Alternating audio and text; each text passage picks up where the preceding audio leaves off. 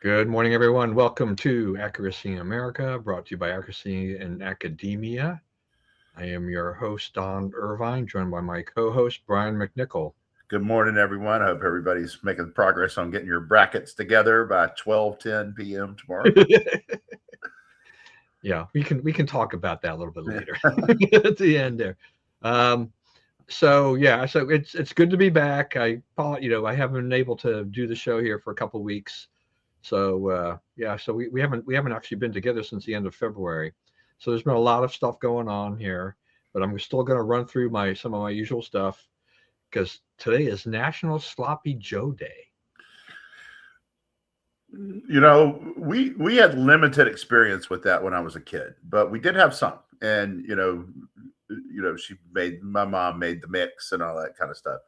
But it's I've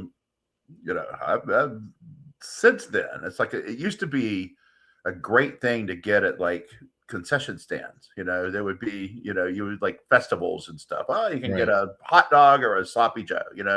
It's kind of disappeared from that. So good on them trying to bring it back. Yeah, I think I grew up mainly with like Manwich in a Yep. can and Yeah. stuff like that. That was kind of the standard for me until after I got married, my wife would make it once in a while. But I put this up there today because it's like I thought, man, when was the last time I had a sloppy Joe? Yeah, I hear you. Now I'm sitting there thinking about that too. Okay. Yeah, We're gonna take a break, folks. yeah. Go get a sloppy Joe today. That's right. Yeah. Plus, so it's a little chilly here the last couple of days. But we've got spring apparently. I guess on Friday.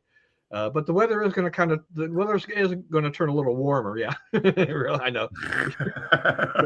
But this weather's been kind of like that up and down here in DC, right? I mean, And Palm Sunday weekend, we're supposed to get more snow.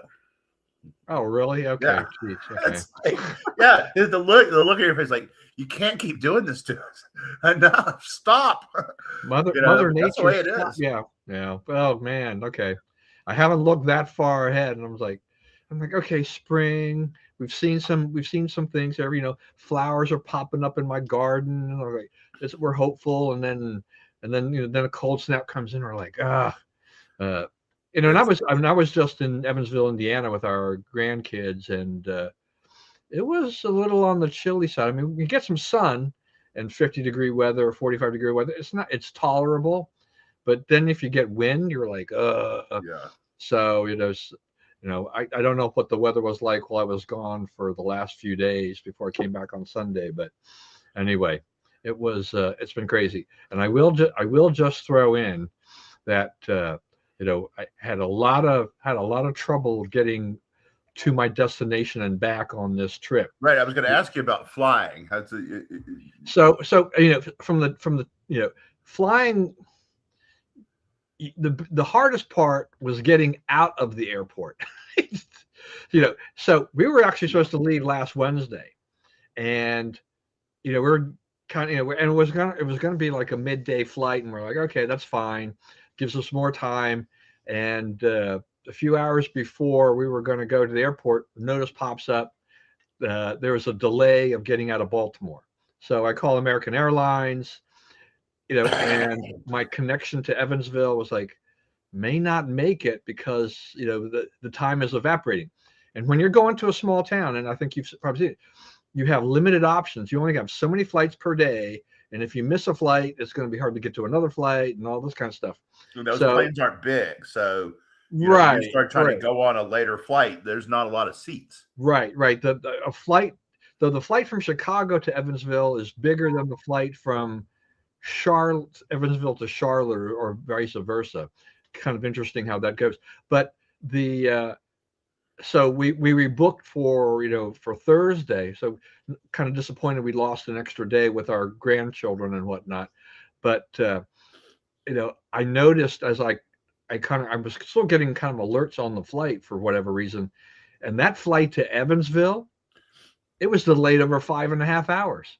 So you would have made Now, it. yeah, I mean, I could have made it, but then I would have been stuck in the airport in O'Hare for hours. It's like, Yeah. well, I would rather, We stayed home. We went to a Chinese buffet. We did a bunch of other things. It's like that was much easier than sitting in an airport for 5.5 hours Yeah. waiting while you watch your flight just get delay. So Thursday was better. We got out of Baltimore, but this time the routing was into Charlotte. That was fine. But then the problem was we get on the plane, we pull out, and basically almost as soon as we pull out of the gate, ground stopped because of a storm. Right. And so the planes are just kind of inching along, hoping the ground stop will be short. And it wasn't horrible, but we weren't getting a lot of updates, and you're kind of like, okay, whatever. And that was a smaller plane. So I hate Man, not I'm getting really updates. claustrophobic, and I cannot. You tell me, okay, this flight is 2 hours and 33 minutes, right? Okay, I know I got to get on about 3 or 4 minutes early, right? They're not going to let you walk in and shut the door and take Right. off, right? So, now we're up close to 3 hours. I'm closed in that box, right? And you say, all right, we're going to wait for an hour, but you can't get off. You got to sit in the box another hour. No bueno. This probably explains why you drive a lot. It does. Like I can't do that. It's like if it goes on schedule, if you can rely on it, you go there, you walk on the plane, you do your thing. Okay, right? I hate it, but I can make myself do it. But and I don't know about long, like last year I was talking about going to Vegas and I backed out of it because it was 5 hours of someone right here, right? And I didn't have that. I don't have that in me. Yeah. No, I mean, I understand that. I mean, and it's just part of it too is that the airlines are not that great about giving you updates because they don't really want angry passengers. Right. Right. So they keep you in limbo. But to me, it's like if you hand me a clock that says you're going to walk off this plane in 4 hours, 5 hours, right? Give me a long, beyond, and I can just watch the time tick off. Okay, right? But it's like if you say 2 and it becomes 5, then I'm really amped up, right? Yeah. So then when we left on Saturday, we were supposed to have a late afternoon flight. We go to the airport early, return our car, and we get to the gate. And well, actually, we went over to the ticket counter because my wife likes physical boarding passes, and we weren't checking any luggage. We were trying to make sure we got off the plane and to our car back home at Baltimore as quickly as we could because we were supposed to land just before midnight. And that's when we found out the plane coming from Charlotte that takes us back to Charlotte was delayed because of maintenance. We don't know what kind of maintenance, but they don't really know how long that's going to take. Right. And so then that creates another connection issue of getting from Charlotte to Baltimore because the connection was about 45 minutes to an hour, and that time was rapidly evaporating. It got to the point where the gate agent finally, she said, you should go, you can get on this flight, you might catch the next flight, but she says, we're going to give you a hotel voucher and an Uber voucher and everything like that because now you probably miss it, but at least you won't be here, and we have basically all our flights sold out of Evansville tomorrow because they just don't have that many flights. Right. So we were happy to get to Charlotte. And of course, we knew that basically all we were going to do was get an Uber and go to the hotel that they sent us to. Well, if you're on my little Substack piece, you find out that what happened in Charlotte, Mr. Basketball, this weekend. there was a little thing called the ACC tournament. And the championship game had been played that evening. And even though it was midnight or it was late at night, 10, 11 o'clock, whatever it was when we got in, the streets were swarming and with people everywhere and cars just jammed downtown Charlotte. And I didn't know it. And so we finally got our way to our hotel only to find out our hotel was sold out. The guy there said, we told American we had no rooms and you're going to have to call them and get another room. I spent easily an hour on the phone with American trying to find another room. I actually had an agent. She was very nice, but she said, I'm so sorry, but I think you're going to just have to go to a hotel and find your own room. I'm like, No, not. I don't think that's the way it works in a sold out city. You don't understand exactly. There are 20,000 people running around here, and it's crazy. It's Yeah. absolutely nuts. And So they finally found us a hotel back near the airport, which they said initially all the hotels had been sold out, but they somehow managed to find a Courtyard by Marriott that was just a few miles away from the airport, which was perfect. But we had to catch another Uber, but they couldn't give us another voucher because of some technicality of how they issued them, and now I have to submit a reimbursement, kind of. But 1 o'clock in the morning, we get to our hotel, and we were just happy we had a bed. Yeah. Uh, the other thing is that we misunderstood or had a miscommunication with the gate agent in Evansville, because when she said she had a flight for us to Charlotte to Baltimore, we thought she said the morning, like at 5:30 in the morning. It was 5:30 in the evening. Mm. So we had more time there than we expected. But we're that area of Charlotte where we were by the airport. There's nothing but like 4 hotels and a Circle K, and there's like no sidewalks. And I've stayed in that area before. I looked around. I'm like, hey, I stayed at that hotel for an NRA convention with Spencer. I don't know how many years ago when they were in Charlotte. That's just Yeah. I know that hotel. So it was just kind of funny, but at least we finally got there. And of course, the Charlotte to Baltimore flight had some issue, and I'm like, "Where's the plane?" Looking over there and like waiting, and they finally, about 40. They said, 40 minutes to boarding, 30 minutes to boarding, and they finally fessed up that the plane that we needed to fly was in decon, and I'm like, decon, decontamination, exactly. So I looked it up, and it's like, so apparently every once in a while they actually go through and they actually go through a plane and they decontaminate the entire plane. I don't know what happened to the plane. My wife said she was a little concerned. I said, think about it this way: you're going to be flying on the most germ-free airplane in the world right now. Yeah. Hey, But man.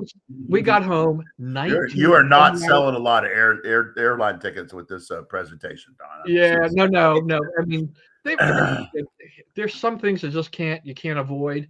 But to get home 19 to 20 hours after you're expected to, we felt like we had been traveling internationally from the time we got to the airport to the time we got home. It was just nuts. yeah. I mean, you So, could drive it, and what it was to take like 6 hours to drive it, 7 hours. yeah, from Charlotte it would have. Yeah, yeah, yeah. If we had gone straight from Evansville, we would have been 13, 14 hours. But we hate that drive. I mean, I hate that drive because it's just mountains through West Virginia and stuff like that, and it just wears you out faster. I mean, I suffered for a couple of days because a little bit of just the lack of sleep I'd had the last couple of days, but I think I'm finally back together again here. So while I've been yapping away here, Bob's got this. Let me see here. So I did. That's right. I saw the end score. I didn't see the game, but Yeah. so yeah. Yeah. Sometimes the score is not indicative, but I guess they almost got there. Yeah. So good for the Cavaliers. Duke is going to have some issues with their injured players. So Yeah. um, I think that so that'll be too. that's a whole other thing that we can maybe get to later. All right. So I've yapped a long time here. Let's get to some other things that are going on here. Just before I started setting all this up, I saw that today we got an inflation report that was not good. So this is for me. This is the shoe I've been waiting to drop. See drop because I've just been a little bit leery about how inflation has been going here. We've been holding it in check, but I wasn't sure that we were going to get much lower than we were. But this time around, we went much higher at this point. So we're at, I think, 3.4 to 3.9, depending upon whether or not you're looking at core versus overall CPI, I think it was. So um, that's spooking the markets a little bit today. Maybe it'll be a one-off. Uh, you know, maybe it won't. I don't know. I mean, we have That seems a little fish. Like, where'd you see this? no. It's all over the news. That it wasn't on mine. I'm highly suspicious that because I'm going into grocery stores and you can literally see on the things where they're marking stuff down. Right. I Sure. was in Walmart the other day. There was like 20 things I bought that had been marked down. They were cheaper than they were before. And you come on and say that it went up a point or more than a point. I'm highly suspicious of that. So what? Its wholesale prices rose 0.7% in February, much more than expected, 3.4% annual. 12-month basis, PPI was at 3.4, the most since February 25. Core was at 3.9, according to the Bureau of Labor Statistics. Food prices rose 2.4%, energy 2.3. Within food, the index for fresh and dry vegetables soared 49%. So, yeah, I mean, I don't know. I mean, it's just these are things that are kind of been lurking out there, and I'm not overly shocked because I kept I thought it's been remarkable that inflation hasn't gone up more considering all the weird with the tariffs and all these things. All the tariffs didn't have a negative effect. I don't necessarily think that tariffs have had a big effect on this particular report, but we know that things are sometimes that happens. Is that we see markdowns on some things and other things they go up, and it's still hard for me to get a firm reading on where inflation really is. I just Right. We figured we keep would. I changing how we measure figured it. we'd be in a 3% range more or less, no matter what. So I'm close, not quite there. Yeah. We keep changing how we measure it and how we count it, right? The whole BLS has been remade, which is, one of the things like people notice is like the numbers that are involved in the jobs, whether they're up or down on any particular month, are much lower than they used to be, right? It used to be talking, oh, we gained 600,000 jobs this month. Now we're saying we gained 180,000, and that was a great month, right? Or whatever it was, 180 private sector minus they kicked out 90,000 people or whatever it was, right, in the 1 month.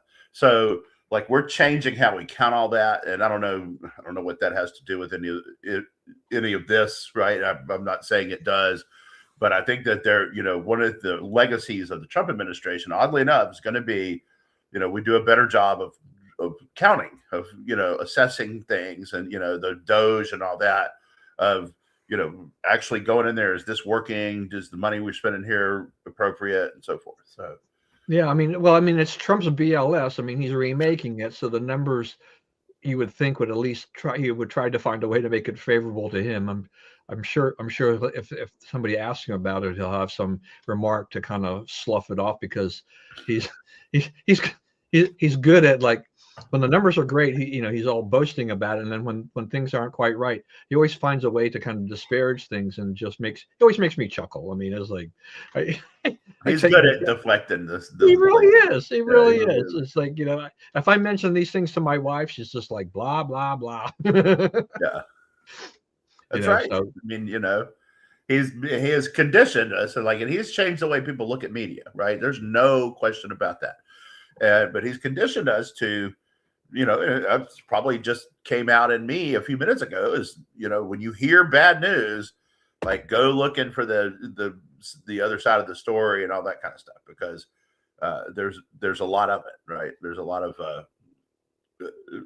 how many hoaxes did they disprove? Like, for instance, they were talking about Trump did not realize that Iran would try to close the Strait of Hormuz, if we attacked them. How did Trump not realize that? There's no way. Well, it turns out, they did realize, but they didn't plan for it. Oh, they did plan for it.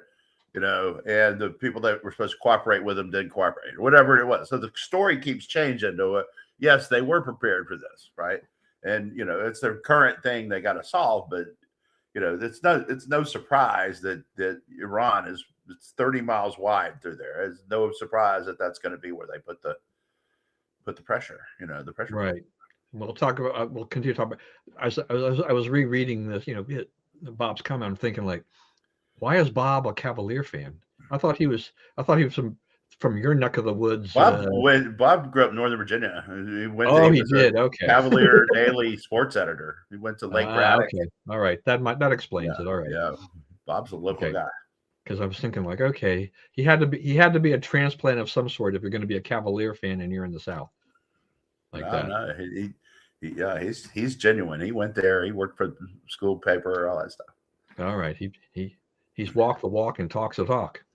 Yeah, Bob was a sports writer, and then he went to school, and it's like, oh, Bob's in school. Oh, they didn't like the sports writing and the $2 a day thing. Yeah.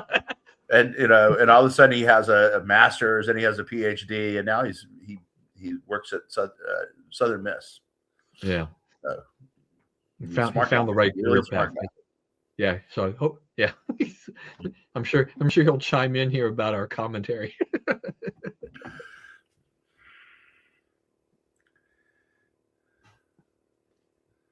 Hold on here. I've got this thing that pops out. I can't get rid of it. All right.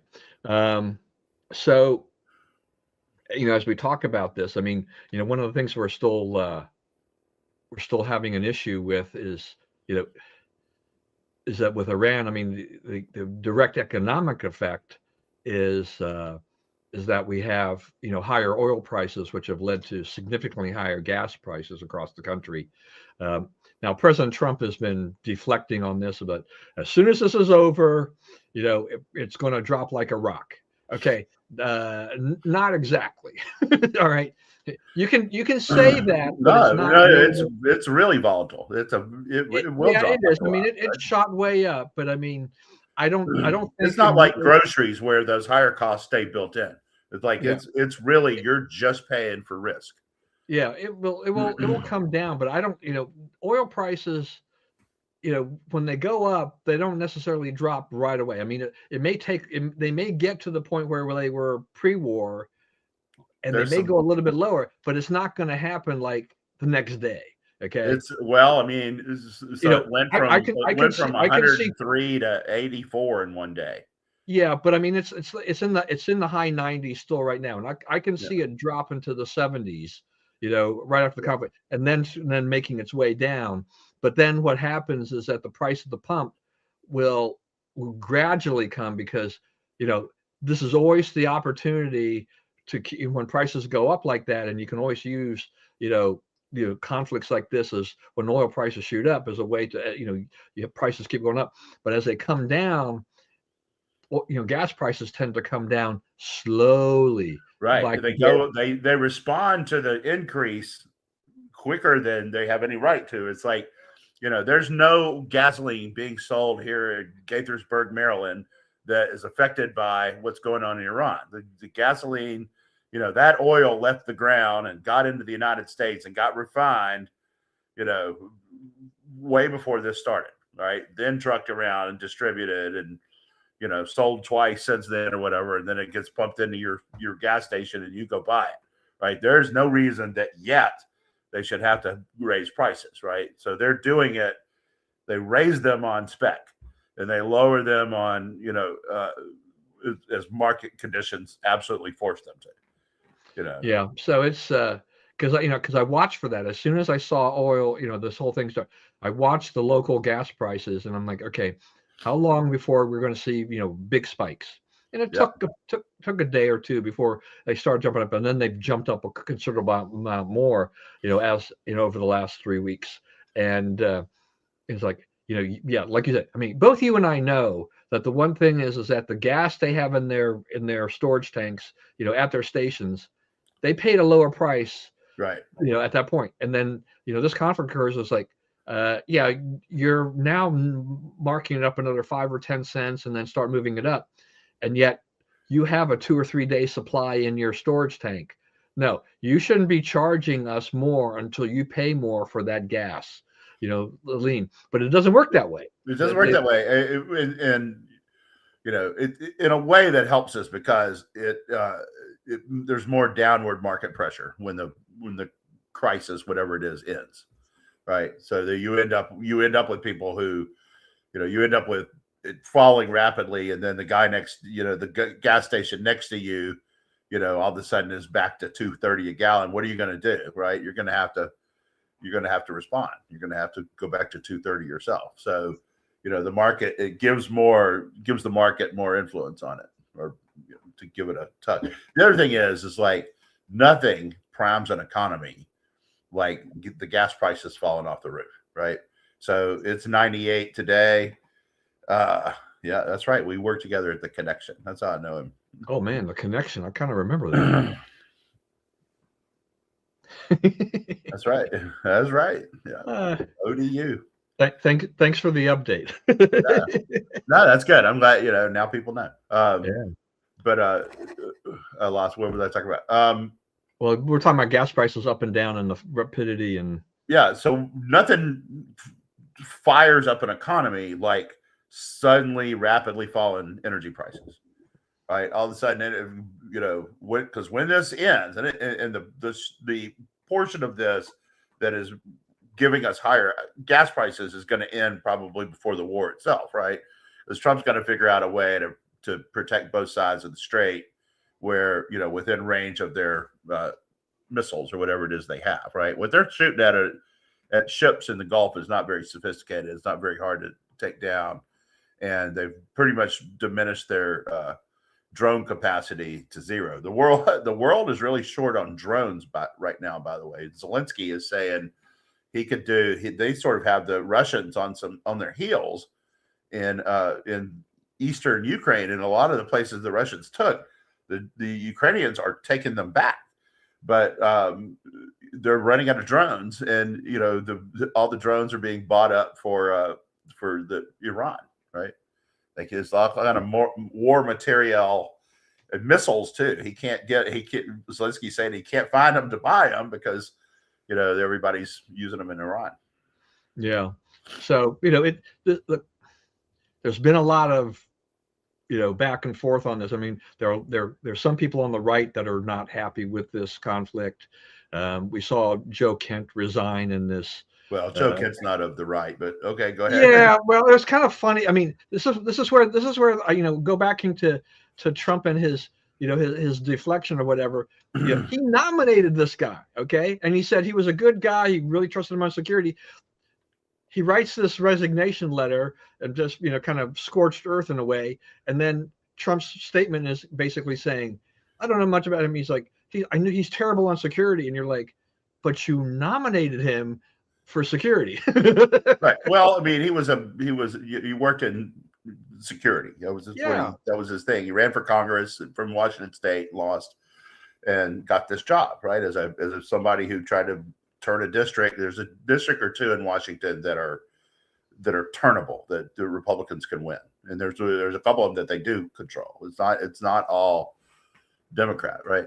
But what happened to Joe Kent is they realized that he was a leaker.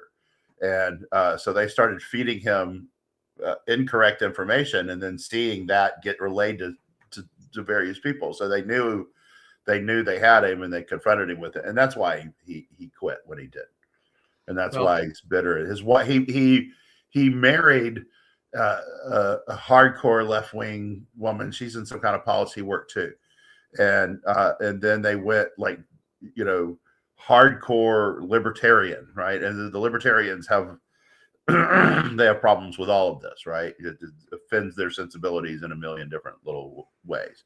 But he took himself out.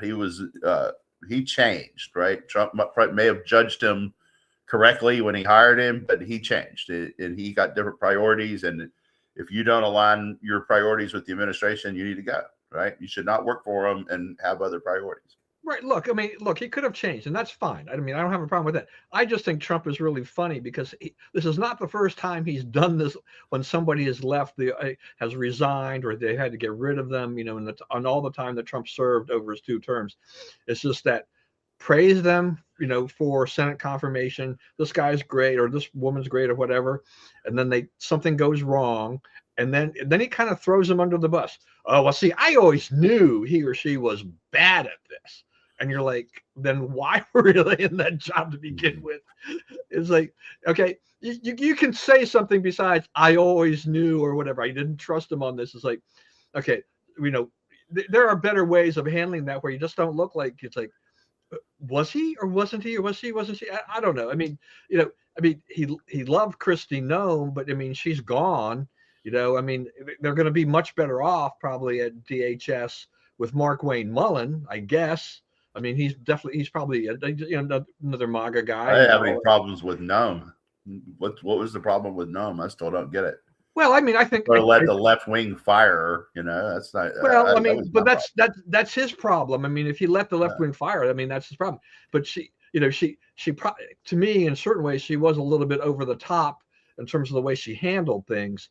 And things could have been done better. Okay, and it just Yeah, I think the PR thing hurt her. Like yes, she yeah. had I a think big the PR PR thing was contract, yeah, which yeah, included a lot of TV ads and stuff. So it's not like she, it was $27 million, whatever it was, to gussy her up, give her yeah. plastic surgery or whatever.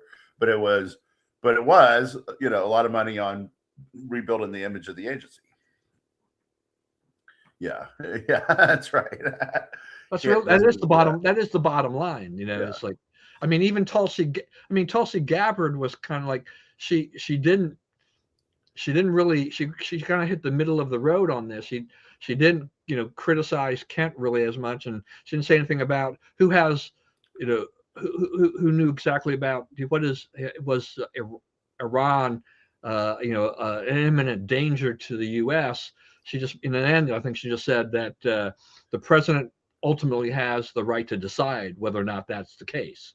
So and so that it was I don't know if you call that a non-statement or whatever, but she seems to be kind of walking in the middle there just to preserve Well, her I mean, she's job. saying that call is for him, whoever Yeah, recommends whatever. And I think it's a dumb question anyway. I mean, if you can't tell that Iran is a threat, and they're building a bomb to shoot at either us or Israel or both, I don't know. I don't know how much evidence someone would need to conclude that. It seems pretty obvious. yeah. I mean, I don't know. I mean, if you think about, I don't know if they were an imminent danger to the U.S., but I think they were definitely a threat at some point. And you had as much as I really don't have a I'm not crazy about the way we did things in Venezuela, now Iran, and we're looking at Cuba.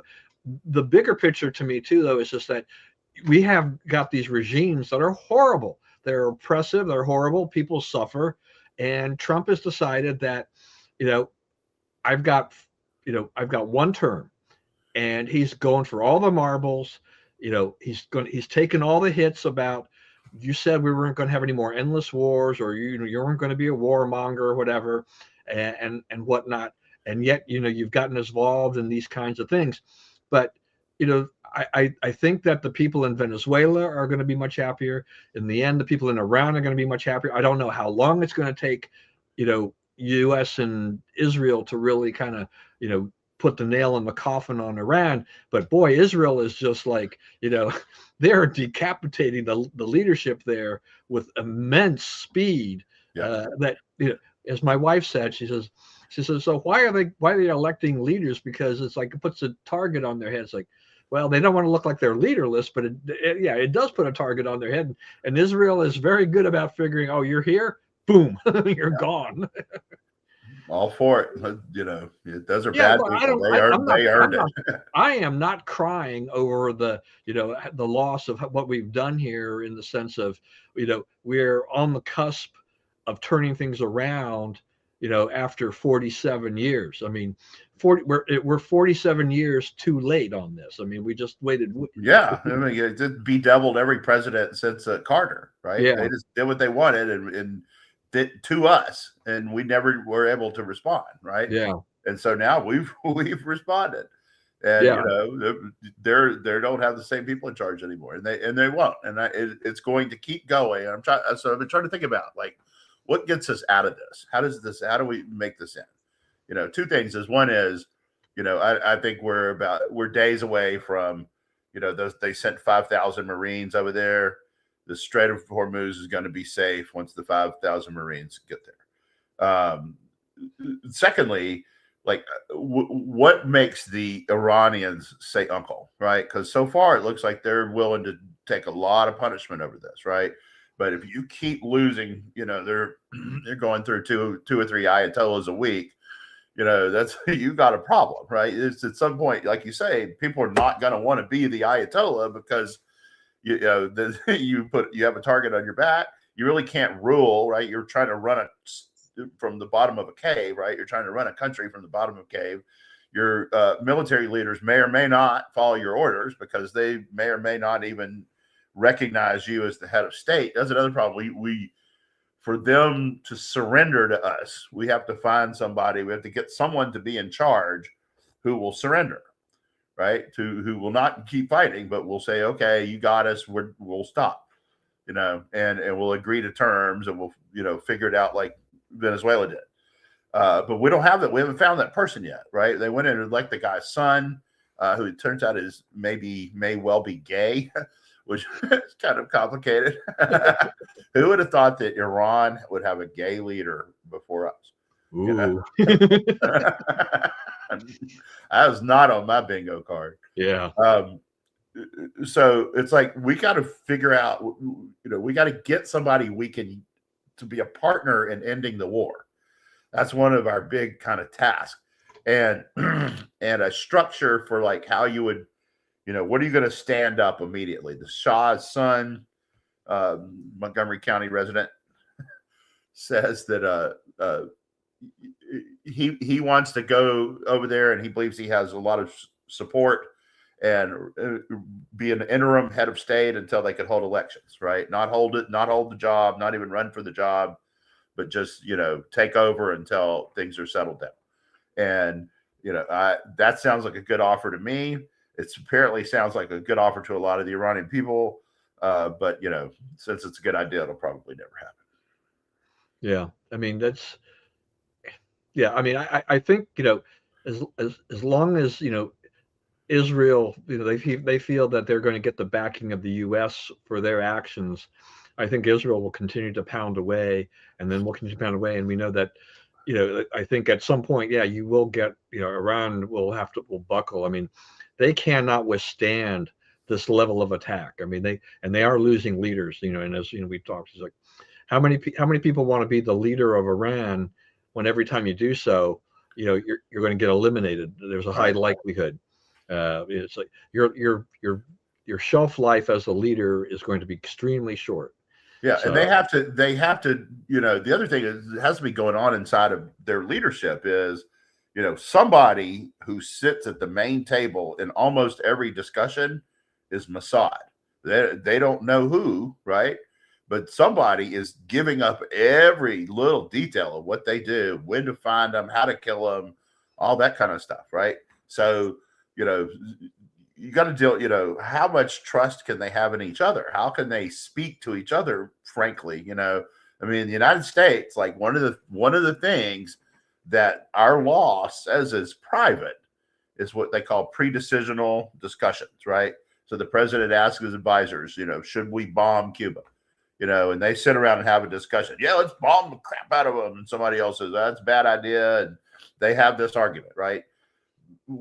That is not like if you go, you try to FOIA the records of that discussion, that part they can legally not give you because they can say it was before we made a decision. We're just discussing. And the courts have recognized that the president has a right to discuss with his advisors and not tell us what they discussed, right? Because it didn't, until it leads to policy. Once it starts leading to policy, once policy things start happening, then your rights as a citizen to know what they're talking about go way up. So in Iran, it's like, how can they be doing that, right? Who are you having a pre-decisional discussion with? Because, so far there's, we're getting to the point where there's hardly anybody in their government who's still alive who would not be considered a suspect. Who's the leaker or leakers, right? And it's like when those 10, 15, 20 guys, however many it is, are in a room trying to figure out what to do next, how can they trust each other to talk? How can they really be frank? And how is the chain of command working? Who is telling the military what to do, if anyone? And does the military, feel obliged to follow those orders, right? So you're getting to the point where you're breaking down. And I think like, okay, what's the breaking point? What makes Iran stop in this thing? And I think that could be it. It's just the distrust of the leadership. Yeah, if you are against all of these actions and everything like that, and and I have some mixed emotions about some of the way, like I said, we've done these things. for me, in the end too, it's just like, if Trump doesn't do these things, nothing happens. There isn't going to be a president that is going to do this. Right. These are kind of necessary actions. These are long overdue actions, in these countries. And he's just, he's going for all the marbles. He's just shooting the wad, and he's doing it. And He's whether or solving not, problems we've been dealing with for my entire life, yeah, right? Cuba, I was born in 61. Cuba went communist in 62. We've literally, or no, 60. So we've literally been dealing with this my entire life, right? And so finally, we have a president who appears to be ready to take Cuba off the board in relatively short order. yeah. I mean, and Cuba, I think, when you can look at Venezuela, Iran, and Cuba would probably would be relatively easy in a lot of ways, because they're getting in deeper trouble day by day. I mean, their oil supply has been cut off, and Yeah, they have no power. they At have this no point, all the power. power of the country has been turned off. Yeah, so they're in deep trouble over there, and it would be, it's a far smaller country, and it would be Yeah. far easier to do things there. And we've cut them off from their benefactors, Yeah, Venezuela and Russia. They really can't get anything from the people who would be willing to help them. right, right, and so that's so they're just they're going to be standing there all alone, and you know they've been warned.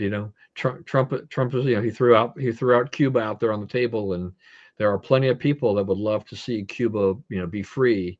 We have a lot of Cubans in this country that would love to go back home and reclaim property and just live out Right. their remaining years there. Darn right. And they could revive Cuba. I mean, that wouldn't be hard. I mean, there's some nice nice possibilities there of, you can rebuild the country and make it a little island. How quickly will like American tourism investment come in there? How long before there are resorts and golf courses all over Cuba? It's perfect for that. Yeah, I mean, and American corporations, they kind of salivate at the prospect of, no sanctions, whatever. We go in there, we operate in a free market economy, and the government, rule of law will happen. We sign contracts, they'll get honored, that kind of thing, right? Right. Yeah, that's right. Yeah, that's right. Unfortunately, it's like the way it is just to keep killing the key people till the key people say uncle. I mean, I think that's kind of what it is. That has been really what's been going on there. So yes, Cuba, watch out. Once we kind of get the Iran thing figured out, you'll be next. But I mean, every day is just more misery for the Cuban people now without power. So that's right. It's they're going. It's going to be a long haul for them. All right. So the Senate, I guess, is debating or trying to debate the Save America Act. Trump wants a vote on that. You need 60 votes. They're not going to get 60 votes, for this thing at all. I mean, the House passed it, but there's no way the Democrats are going to go along with this.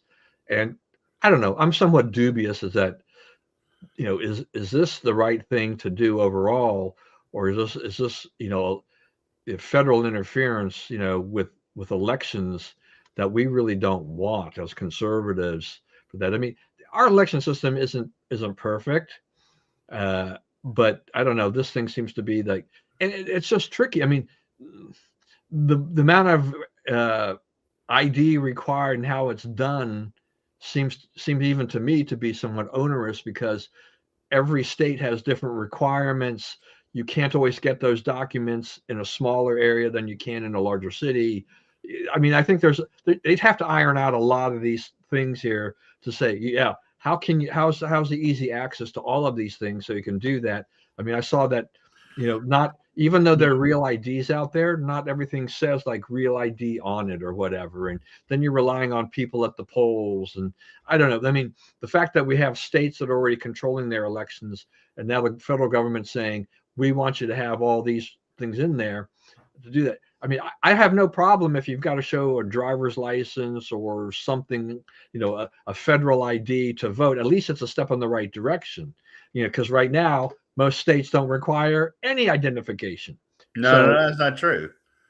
The only states, in fact, the only states that don't require it, or that the map lines up, I believe, 100% perfectly. The states Kamala Harris won do not require voter ID. The Still states a she lot of lost states. do. I am 1,000,000% for the Save America Act. The problem is, they brought in the Biden administration, they brought in 25 to 30 million people. They just waved them through with no vet, no, gave them all kinds of weird little immigration statuses that we're trying to unravel now. And there's all these people in the country, and they're not citizens, and they're going to decide how our country is led. And that's not right. And what this is this makes people be a citizen to vote. And it's absolutely necessary, right? Otherwise, you will be swamped with this kind of voting every election from now on. This will never stop, and there will never be a need for it to, because this is your only last chance to do this particular thing. 90 is something like high 90% people have in their pocket right now everything they need to vote. Right? There's no like going out and getting something else that you don't have. Like it's 98.9. It rounds up to 99% of the people they already have what they need. So we're at most we're talking about a solid 1% of the people. And why would you be an adult in the United States in 2026 and not have a real ID compliant license? Why would you do that? Right? Who are those people? Who is that 1%? Who's in it? Right? It's either people who are so out of it that they can't even get a driver's license, right? And I guess they have a right to. They don't really have a right to vote. But I mean, is that who we want deciding stuff? The people that are, druggies and stuff like that. Those are the only people that don't have it. And a lot of them have it so they can access benefits. So, the idea that this is onerous to get, I believe, is nonsense. The idea that, it's not necessary, I think, is equally nonsense, because you have, if you just look at, the number that keeps coming in my head about this is 2020 election, Biden gets 81 million votes. That's not just a little more than ever. Obama, the most he got in his two elections was 66 million. So you're saying Biden is about 20% more popular with the electorate than Obama? There's no way. So there was massive fraud in that. And if somebody wants to come on, I mean, there's you can count it up any way you want, mail-in ballots, all that kind of stuff. There is no way that Obama got 66, Hillary got 63, and Biden, an old white, it's a coalition politics party loser idiot who's known for making bumbling statements and whatnot, and a bunch of little scandals around him, got that much more votes than everybody else, right? I mean, people may have been dissatisfied with Trump, but they were not that dissatisfied. And on the day, the day before the election in 2020, Trump was at 48% on Rasmussen. Now, Rasmussen tends to rate him better, but Rasmussen was what, second in the accuracy in the last two cycles, right? And second to Trafalgar, which is even more bullish on Trump. So the polling don't add up, the numbers don't add up. The election got stolen there. This is a reasonable attempt to deal with it. So now, all that said, will it pass? Can it pass? They're going to try this thing. I don't know. It's like, I don't know if the question has been asked, and maybe this is the whole thing, but is there something have we gone to the Democrats and said, is there something we could do to this bill to where you'd vote for it? Right?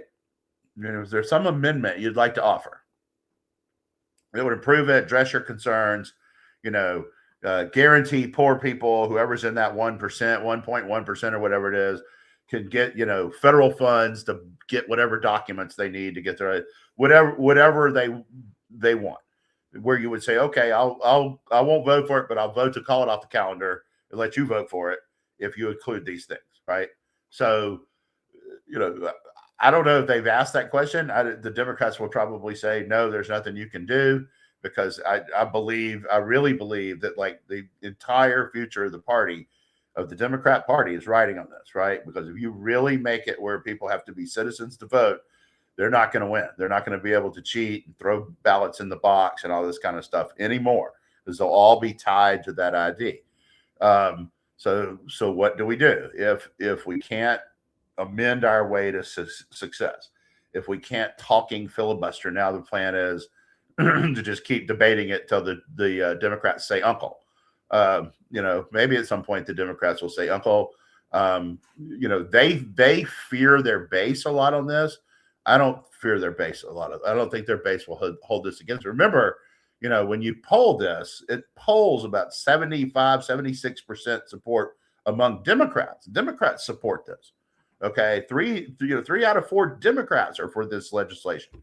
Right, so their Congress is standing in the way, and and it is a good strategy to make them explain for days and weeks and months, whatever it takes, why they can't do this, right? Because when 3/4 of their voters want it, 85% of people overall want it. Why can't you vote for something that 85% of the Americans want, right? And independents are way over 80%, like 82%. So, the people in the middle that you could persuade to come vote for you and give you control of Congress, right? They're on the other side of you of this issue. How long can you sit there and let the Republicans make the argument unimpeded about why this is a good thing, and you're already for it? And I think the danger of the Democrats is letting this go. So, are we really willing to do this for weeks and weeks and weeks? If we are, you might get it that way. But I think what's going to ultimately happen is you're going to have to make the decision whether to sack the filibuster, right? Sack the 60 vote rule, which they can do. They have power to do it. But once you do it, the cat's out of the bag. If you ever lose control of the Senate, it'll be getting done to you on a daily basis, right? Because people forget most of the Biden agenda. I mean, he got some big bills, the big spending bills through, right, when people were desperate.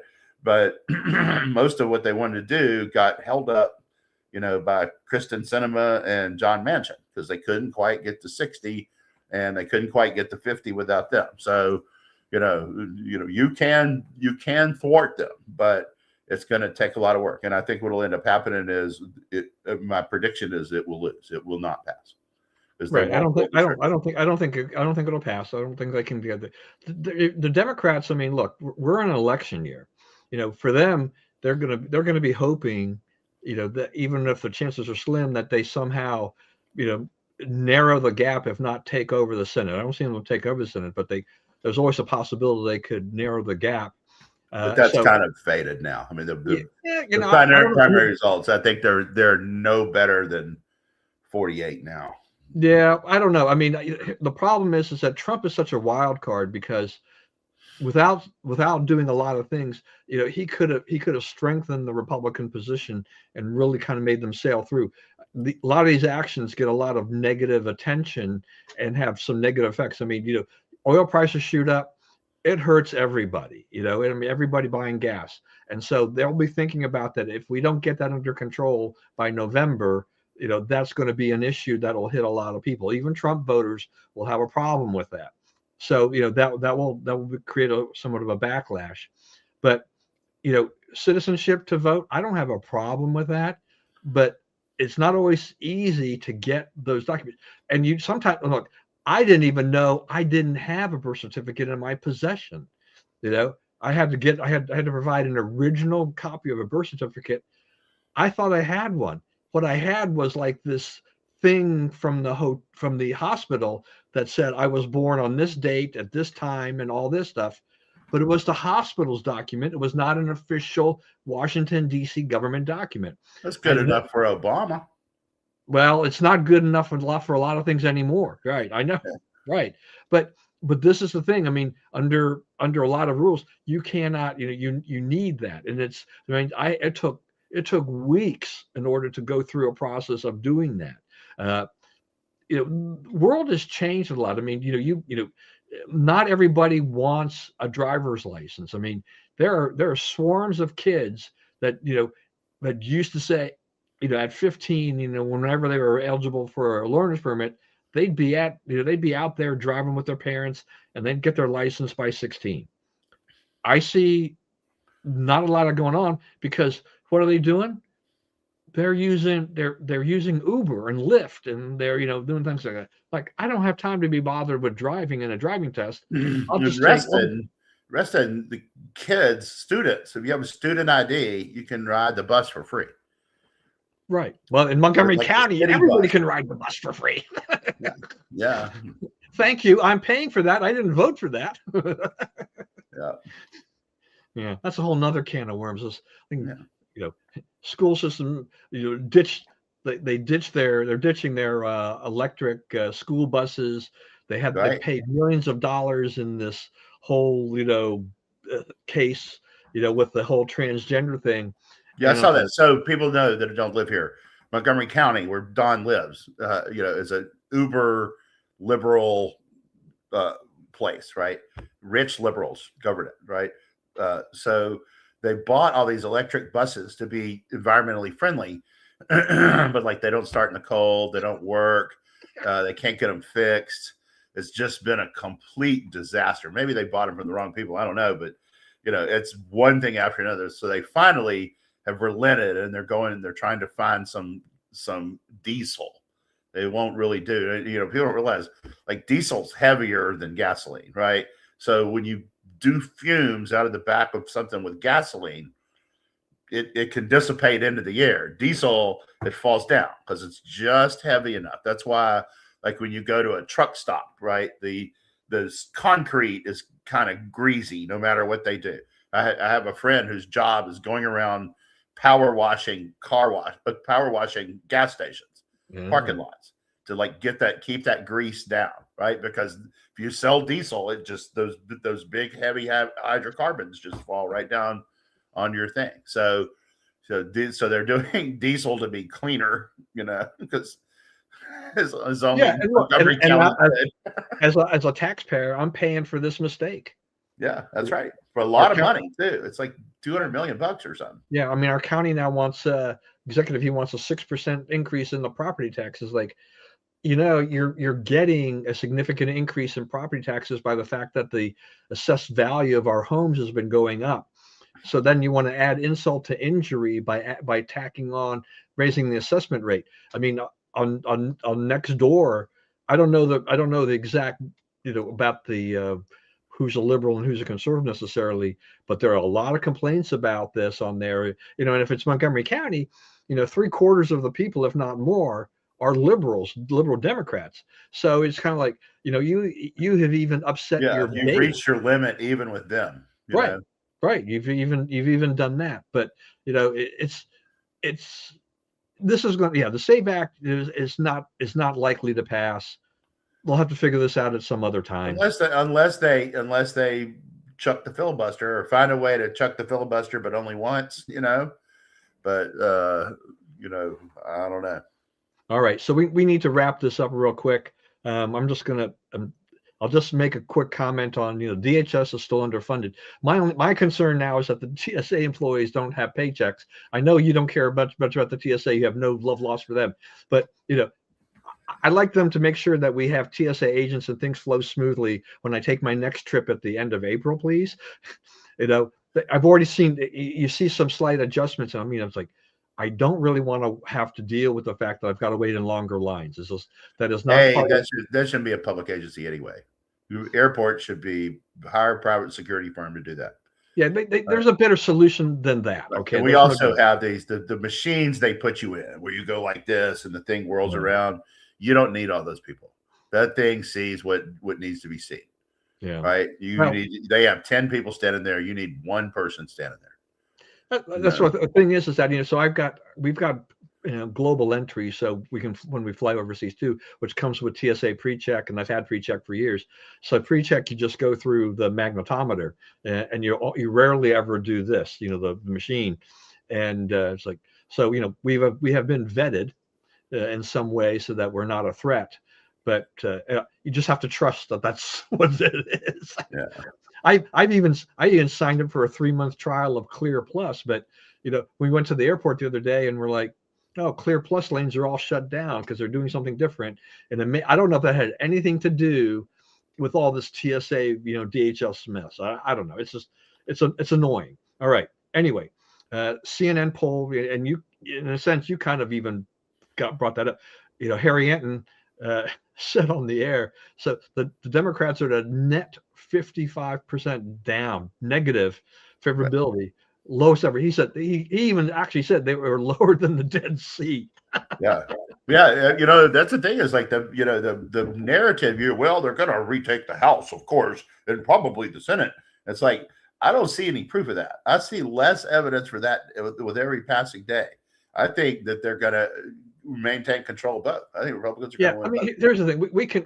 We can try to figure this out, try to read tea leaves through all these special elections and whatnot, and how all these other things are going on surface. But in the end, we really don't know what's going to happen until voting occurs and we get the results. Right.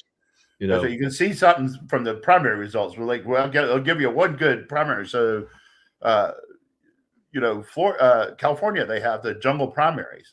They copied Louisiana's election laws, which is a choice. And so so everybody runs of both parties, right, in the primary, and the top two vote getters go to the runoff. If no one gets 50%, the top two go to the runoff. The two leaders now are both Republicans. The top two is like one of them has 19, one of them has 17. It's Yates. It's the guy is a TV guy. Mm-hmm. Is that his name? He was on, starts with a Y something. So what is this? Is this for what? For governor of California. Oh, governor of California. Yeah. What is the guy? He's a Fox. He was a Fox News guy. Oh, Steve Hilton? Hilton, that's his name. The guy with the British accent. The other guy's like a sheriff. Okay. The opponent is a sheriff, and they're like at 19 and 17, and none of the Democrats are above 13. And they're like, it's like Swalwell and Katie Porter. So they're not enormously popular people anyway. Yeah. So you're okay. So the point being, everything's tilted toward Democrats and everyone hates Trump. Enjoy that narrative. It doesn't really seem to be tied to the facts. Yeah. Well, that is something else. I mean, it's just like, I don't know. Look, maybe Louisiana likes fed up. Maybe Louisiana likes the jungle primary, but I've never really liked it. And I just, California, the Republicans were doing okay. They were doing okay under their old system, which is whatever almost every other state has. And then Arnold Schwarzenegger came in there and, got this jungle primary thing through. And it's like, at that point, the party went right to pieces. It was totally, they had a very hard time of getting, winning, getting into a runoff. Well, the reason they did it is like the thing they were copying is like in Louisiana. We would have, like when I was a kid, when I first started voting, we would get these elections where for governor there would be 10 Democrat candidates and 1 Republican. So if you do jungle primary, the Republican is almost assured of being one of the two, right? Because all Republicans vote for him, and the Democrat vote. And Democrats at that time ranged from hardcore leftists in New Orleans to basically Republican lights in northern Louisiana. So, they had that. That's why they did it. Is they got Dave Treen on the ballot every time, and they had a shot. So, but California, people are so fed up with the Democrats, and you have 2 weak candidates. Katie Porter, all those films of her saying, I'm not going to be asked that question. And, she's kind of nasty. And I think even the Democrats have to acknowledge the sleaze that on Swalwell. So, they just didn't end up with any good candidates. Yeah. And Kamala decided not to run. Like, okay, wow. Yeah. Well, she's not a good candidate either. I mean, that's right. That's exactly $1.3 billion and went downhill the whole time. Yeah. All right. Last couple things real quick. World Baseball Classic has finished. Venezuela beat the U.S. Probably another heartbreaking loss for the USA. Good for Venezuela. I mean, it's good for baseball. Yeah, good for Venezuela. I was going to say the big story there is like, so I read somewhere the other night, like baseball has passed basketball and is now the number 2 sport, right? Their stars are more accessible and knowable and likable. the global reach is obviously growing. I mean, there were teams from all over the world. They don't necessarily have huge baseball communities in Italy and so forth, but they are fielding teams and they're getting major leaguers and so forth. And so it looks like real baseball. And, it was a good thing for, the games were compelling. The one last night, the U.S. semifinal game was riveting. The other semifinal game was riveting. So, they had great games to watch. It was like a little mini World Series in March. And, I think it got terrific reviews. And I think basketball is struggling. I think pro basketball is, the stars are aging. There's not really, there are a lot of great players, but there's not really there's no Jordan in the league right now. You have LeBron, but he's 40, and he's still a good player. I'm not taking it away, but like they don't have that thing to market, and they sort of got it on the wrong side of history on China and some other stuff that you can see them rethinking, but the rethink has not materialized into success yet. Yeah, well, they allow themselves. The commissioner allowed the league to get a little political with a lot of stuff over the years. That's right, and that backfires on you. Yeah, the NFL found that out. It's like the best thing to do is like you own the microphone. Tell people they want to talk about all that stuff. You do that when you're not in my uniform on my field, because fans do not go to games of either political party to see that. Like you always like, if it's my side, okay, good, he's smart, but we don't. That's not what we're there for. We're there to not think about that kind of stuff. Well, yeah, and even this thing about the Hawks promoting that Magic City night kind of thing against Orlando Magic. I mean, they had Magic City. I didn't understand that. It's a strip club. Oh, okay, all right. And Orlando Magic. And so in essence, they were promoting a strip club, and they actually had merch drops on this stuff that people love, and they now pulled out of that because people said, people were like, why? I think one of the players was like, what are we doing here? And it's like, it's like, it's like, oh, it's like, this is not good. This is a stupid decision making on their part. That's right. That reminds me, Larry Flint built a hustler club in downtown Shreveport, still there.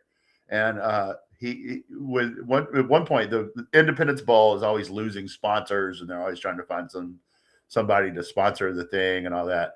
And they were getting really desperate. And he's like, I'll do it. We could be the Hustler Independence Bowl. And they're like, thanks, but nah. They finally drew a line. Send me the address. I want to check this place out. That's right. All right. And then finally, just for the heck of it, March Madness is right upon us. As you mentioned at the beginning, brackets are going to be due what time tomorrow? 12:10, like 24 hours from now. So whether or not you're doing it on ESPN, CBS, whatever, multiple places you can put in your brackets. It's a lot of fun. I mean, I'll get around to it. I probably will get mine in just for the heck of it. I don't have a dog in this race, but it's the teams are much better this year than they were last year, I think, in terms of top teams. I mean, I think we're going to have some really, really good games as we reach the final couple of rounds too. Yeah, I do too. I think it's as balanced and wide open as I remember it being in a long time. Yeah. All right, everybody. Thank you for joining us. We tried to throw in as much as we could since we missed a couple of weeks. Hope everything is good. As always, stay safe and stay well. Remember, we live in the greatest country in the world. Do not let anyone tell you otherwise. And as always, God bless America. And we will see you again next week with more news and views.